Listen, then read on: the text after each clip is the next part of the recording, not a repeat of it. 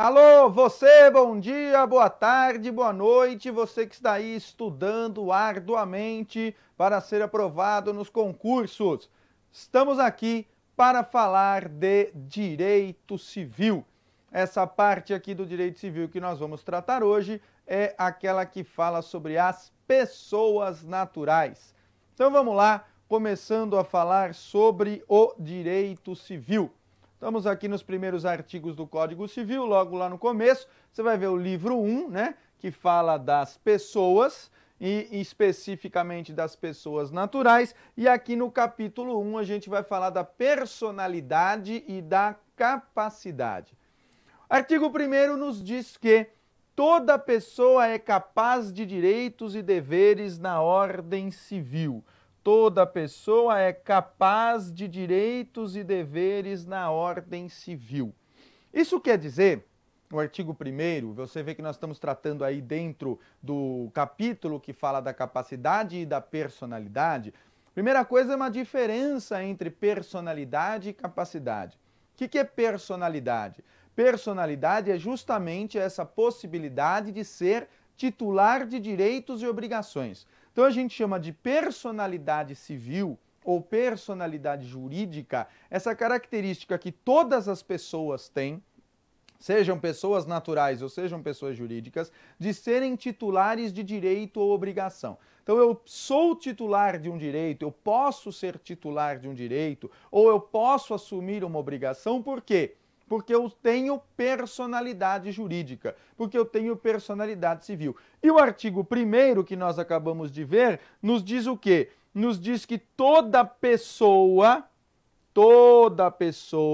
é capaz de direitos e deveres na ordem civil. Qualquer pessoa, tanto pessoa natural quanto pessoa jurídica, que a gente vai ver já já as diferenças entre elas. O artigo 2º nos diz, a personalidade civil da pessoa começa do nascimento com vida, mas a lei põe a salvo desde a concepção os direitos do nascituro. De que pessoa nós estamos falando aqui? Nós estamos falando aqui especificamente da pessoa natural. Tá? A personalidade jurídica que nós estamos falando aqui é a personalidade jurídica da pessoa natural. Diz lá o artigo 2º que a personalidade civil, também chamada de personalidade jurídica da pessoa natural, começa do nascimento com vida e põe a salvo, mas o Código põe a salvo, desde a concepção, os direitos do nascituro. Vamos entender isso aqui claramente. Estou falando aqui, a personalidade civil ou personalidade jurídica da pessoa natural. Quem é pessoa natural? Pessoa natural somos nós, os seres humanos, né? Nós, pessoas naturais ou pessoas reais, pessoas físicas. Seres humanos são chamados de pessoas naturais. Então, a nossa personalidade civil, a nossa possibilidade de ser titular de direitos e obrigações, começa no momento do nascimento com vida. Então, antes de nascer com vida, você não é pessoa. Antes de nascer com vida, você não é titular de direitos e obrigações. Só passamos a ser titulares de direitos e obrigações a partir do momento do nascimento com vida. Então, a personalidade civil da pessoa natural começa do nascimento com vida. Até aqui, nós temos uma informação, tá? Até aqui, nós temos uma informação. Personalidade civil da pessoa natural começa do nascimento com vida. Mas a lei põe a salvo desde a concepção. Então, a lei põe a salvo, quer dizer que a lei protege desde a concepção os direitos do nascituro. A lei põe a salvo desde a concepção os direitos do nascituro. O que é o nascituro? Nascituro é aquele que já foi concebido, mas ainda não nasceu. Nascituro é aquele que já foi concebido, ou seja, já ocorreu a concepção, já ocorreu lá o encontro do espermatozoide com o óvulo, já se formou uma nova vida, mas essa vida ainda está em período de gestação, ainda está sendo desenvolvida. Então, essa vida que ainda está sendo desenvolvida durante o período de gravidez da mãe ainda não é uma pessoa para os fins do direito civil, porque a pessoa só é considerada pessoa a partir do seu nascimento. Se ela não nasceu ainda, não é pessoa, ela é chamada de nascituro. o nascituro ainda não é titular de direitos e obrigações, mas a lei põe a salvo, a lei protege desde a concepção, desde lá do começo da gravidez, os direitos do nascituro. Se ele nascer com vida, ele recebe esses direitos. E se ele não nascer? Aí é como se ele nunca tivesse existido. É isso que quer dizer o artigo 2º aqui do Código Civil, tá? A personalidade civil da pessoa natural começa no nascimento com vida. Mas a lei põe a salvo desde a concepção os direitos do nascituro. Toma cuidado com isso aqui, porque para fazer questão em prova, isso aí é um artigo ótimo. A personalidade jurídica da pessoa natural começa do nascimento com vida, mas a lei põe a salvo desde a concepção os direitos do nascituro. Então o nascituro não é titular de direitos e obrigações. A lei só põe a salvo os seus direitos desde o momento da concepção, esperando para ver se ele vai nascer com vida. Se ele nascer com vida, ele recebe esses direitos. Se ele não nascer com vida, é como se ele jamais tivesse existido, ok? Então esses dois artigos aí falam da personalidade civil ou da personalidade jurídica. Aí a gente vai ver agora os artigos 3º e 4º que falam sobre a capacidade civil. Por quê? Além, volta para mim, Dani. Além da personalidade jurídica, como eu já falei para você, que é aquele atributo necessário para que eu tenha um certo direito, para que eu seja titular de um certo direito, eu preciso me preocupar com outro atributo, que é a capacidade civil, que fala se eu posso exercitar esse direito. Pensa assim, ó. Eu posso fazer uma doação para uma criança de 5 anos de idade? Ou, por exemplo, se a mãe ou o pai dessa criança morre, essa criança pode receber a herança? Receber a herança ela pode. Então ela pode ser titular do direito de propriedade. A criança é a dona daquilo? É. Mas a criança pode assinar um contrato vendendo aquele imóvel? Não. A criança pode exercitar o direito? Não. Ela tem o direito, mas ela não pode exercitar o direito sozinho, porque ela tem capacidade, porque ela tem personalidade jurídica, mas ela não tem capacidade civil. Então a personalidade jurídica me permite ter o direito e a capacidade civil me permite exercitar o direito por mim mesmo. E é isso que nós vamos ver aqui no artigo 3º, no artigo 4º e depois no artigo 5º, tá?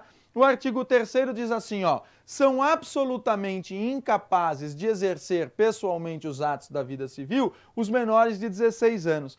Então, menor de 16 anos, gente, é absolutamente incapaz. Absolutamente incapaz de exercitar os atos da vida civil. O que ele pode fazer por ele mesmo? Nada. Ele não pode fazer nada por ele mesmo. Por quê? Porque lhe falta aquele requisito chamado capacidade civil.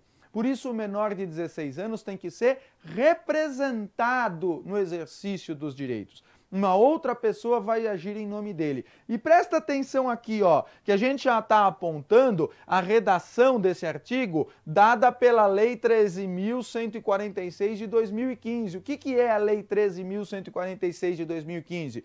É o chamado Estatuto da Pessoa com Deficiência. O Estatuto da Pessoa com Deficiência modificou alguns artigos do Código Civil. Dentre eles, esses artigos aqui, tanto o 3º quanto o 4º, que tratam da capacidade civil. Então, toma cuidado quando você for estudar pela lei, se você for pegar algum Código Civil impresso, a nossa recomendação é que você sempre entre no site do Planalto e procure a legislação lá no site do Planalto, se você quiser a legislação atualizada, porque lá você vai ter a legislação mais atualizada possível. Mas, se você vai usar algum código que você já tem, presta atenção se esse código não está desatualizado. Por quê? Porque essa lei aí que é de 2015, o Estatuto da Pessoa com Deficiência, mudou vários artigos do Código Civil e também vários artigos do Código de Processo Civil. Cuidado para não estudar por lei desatualizada, tá?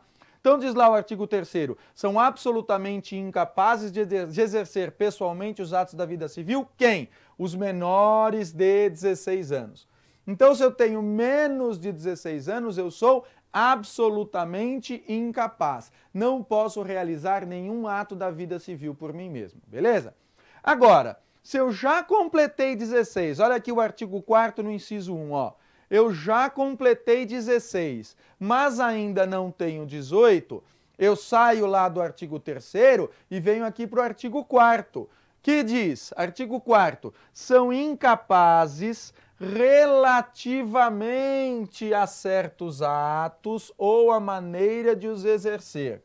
Aí eu tenho aqueles que são chamados de relativamente incapazes, né? Os relativamente incapazes, também chamados de relativamente capazes. Toma cuidado com isso aqui em questão de prova, tá? Relativamente incapazes ou relativamente capazes, é a mesma coisa. Por quê? Porque ele é capaz para alguns atos e ele é incapaz para outros atos. Alguns atos ele pode praticar, outros atos ele não pode praticar. Então, por isso que o artigo 4º diz aí, são incapazes relativamente a certos atos ou a maneira de praticar estes atos. Quer dizer que alguns atos eu posso praticar livremente, outros atos eu não posso praticar livremente. Quem são esses relativamente incapazes?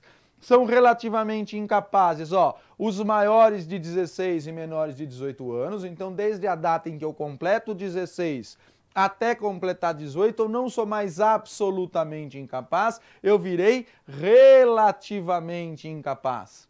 Os ébrios habituais, ébrio habitual é o indivíduo que está habitualmente embriagado, aquele que bebe com frequência, né, que vulgarmente, popularmente a gente chama de cachaceiro, pudim de cana, né? O sujeito que é ébrio habitual é aquele que normalmente, comumente, frequentemente enche a cara de cachaça.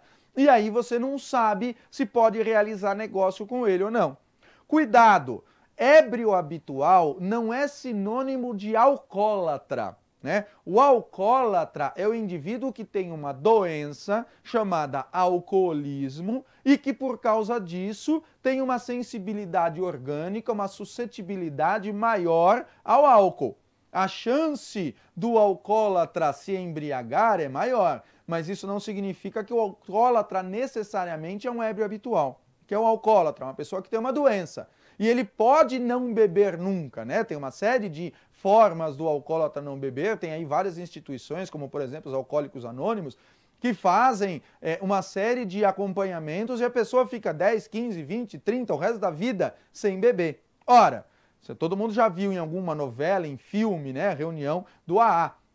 A pessoa vai lá e fala, olha, meu nome é Ângelo, eu estou há 1 ano sem beber, 2 anos sem beber, 5 anos sem beber. Ora, se eu estou há 5 anos sem beber, eu sou alcoólatra? Sim, eu vou continuar alcoólatra porque eu tenho uma doença e vou continuar com essa doença. Então, se eu beber um copo, é possível que eu queira beber a caixa. Então eu não devo tomar o primeiro copo, porque eu sou alcoólatra, mas eu não bebo há 5 anos, então eu sou ébrio habitual? Não, eu não sou ébrio habitual. Por quê? Porque ébrio habitual é quem habitualmente bebe. Então se você é ébrio habitual, se eu entrar com uma ação para te interditar por embriaguez habitual, eu tenho que provar a embriaguez habitual, e não se o cara é alcoólatra, não tem nada a ver com a doença alcoolismo, mas tem a ver com o fato do cara habitualmente se embriagar, tá?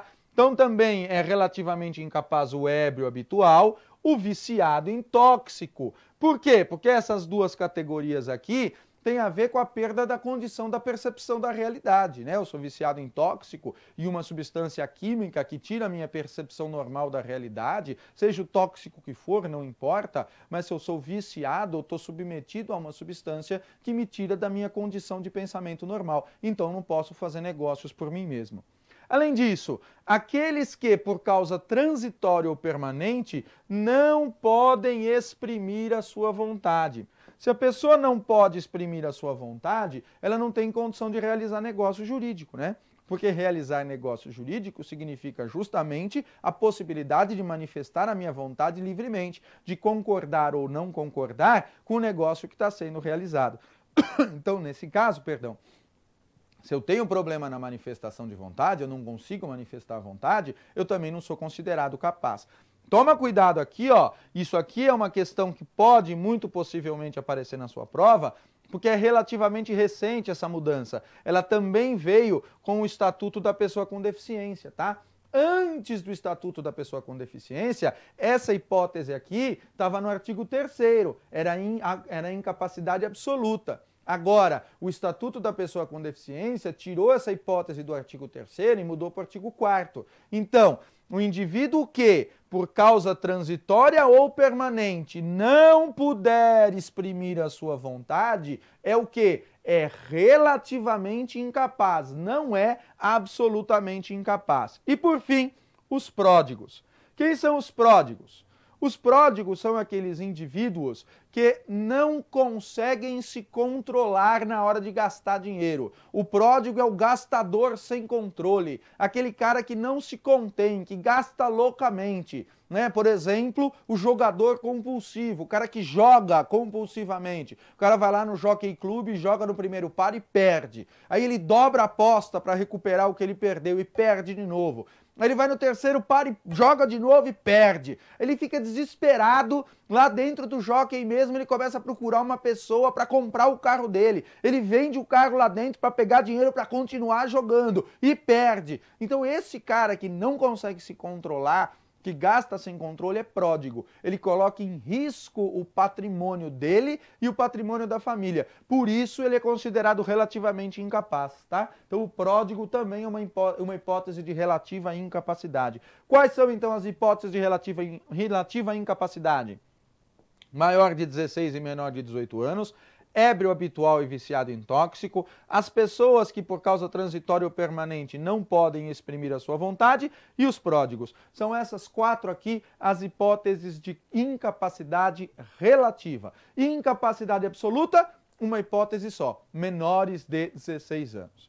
Aí o artigo 4º me traz um parágrafo único. O que diz aqui o parágrafo único do artigo 4º? Ó, a capacidade dos indígenas será regulada por legislação especial.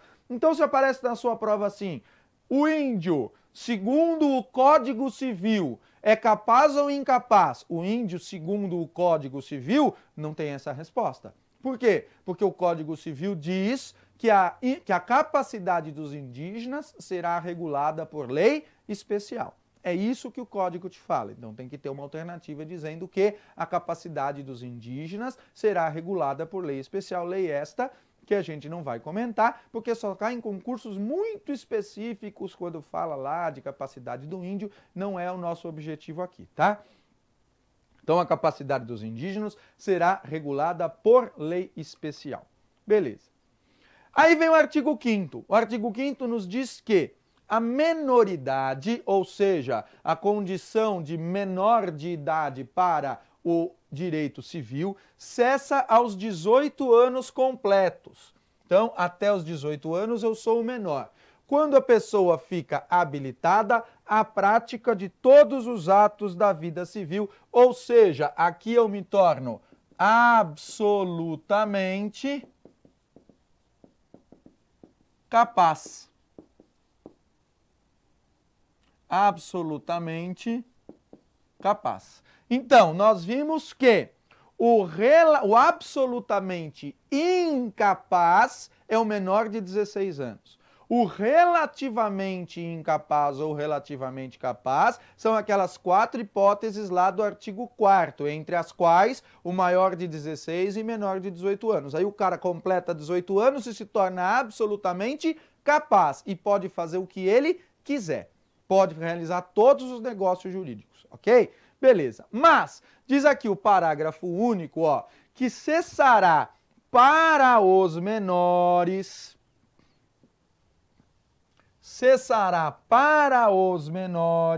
a incapacidade. Ou seja, tem uma situação em que o menor é capaz. A regra geral é aquela que a gente viu ali no caput do artigo 5º. A regra geral é que eu deixo de ser incapaz quando? Eu deixo de ser incapaz quando eu completo 18 anos, me torno maior. Mas eu posso também me tornar capaz antes de completar 18 anos? Posso. Isso é o quê? Isso é a chamada emancipação. Então, o parágrafo único do artigo 5º está tratando de emancipação. As pessoas que são emancipadas. A emancipação está prevista no parágrafo único do artigo 5º. E tenho aqui as seguintes hipóteses de emancipação. Inciso 1. a incapacidade então vai cessar, vai acontecer a emancipação pela concessão dos pais ou de um deles na falta do outro, mediante instrumento público, isto aqui é muito importante, ó, mediante instrumento público, independentemente de homologação judicial, ou por sentença do juiz, ouvido o tutor, se o menor tiver 16 anos completos. Então vamos lá, que é muita informação nesse inciso aqui, ó. O inciso 1 nos diz que a primeira hipótese de emancipação é aquela que será feita pelos pais. Então os pais chegam à conclusão de que o menino que já tem pelo menos 16 anos, ou a menina que já tem pelo menos 16 anos, tem condições de cuidar da sua própria vida, e aí vão fazer a emancipação. Como é que faz a emancipação? Necessariamente por escritura pública. É o que diz lá, ó, mediante instrumento público. Mediante instrumento público. Instrumento público é o quê? Escritura pública. Escritura pública. Isso se o menor tiver pelo menos 16 anos, tá? Então, primeira hipótese é essa aí, se os pais, ou pelo menos um deles na falta do outro, resolve emancipar voluntariamente o filho por escritura pública, e para isso o filho tem que ter pelo menos 16 anos, tá? Tem que ter no mínimo 16 anos completos. Agora imagine que esse menor, que tem pelo menos 16 anos completos, não tem pai nem mãe. Se ele não tem pai nem mãe, será nomeado para ele um tutor. Então, quando o menor não tem pais, menor de idade não tem pai nem mãe, para ele será nomeado um tutor. Beleza. Só que o tutor não tem o que se chama de poder familiar. Ele não pode, ele mesmo, o tutor, emancipar o menor. O tutor chega lá e fazer uma escritura pública, não pode fazer uma escritura pública emancipando o menor. Então ele precisa pedir judicialmente, que é a outra hipótese aqui, ó, ou por sentença do juiz, sendo ouvido o tutor. Então eu tenho uma hipótese, o pai ou a mãe emancipa por escritura pública. Se for o pai ou a mãe fazendo por escritura pública, não precisa homologar judicialmente.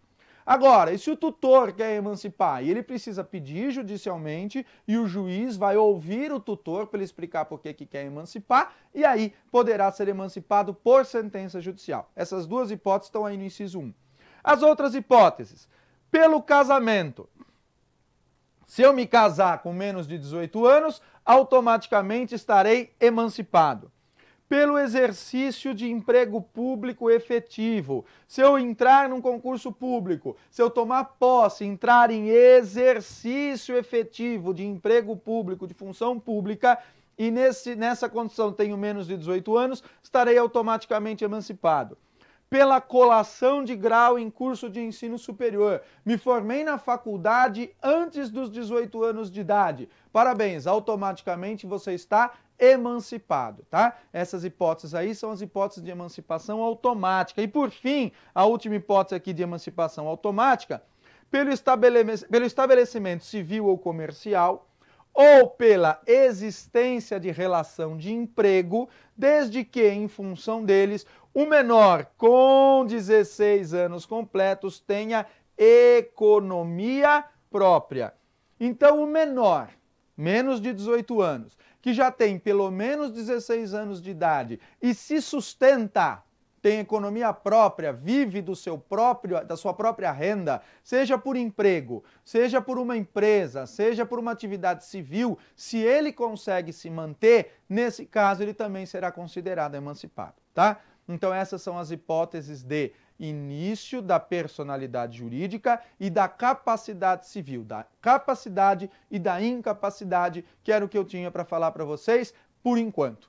Vamos continuar num próximo bloco de aulas falando sobre o próximo tema. Não perca, até já!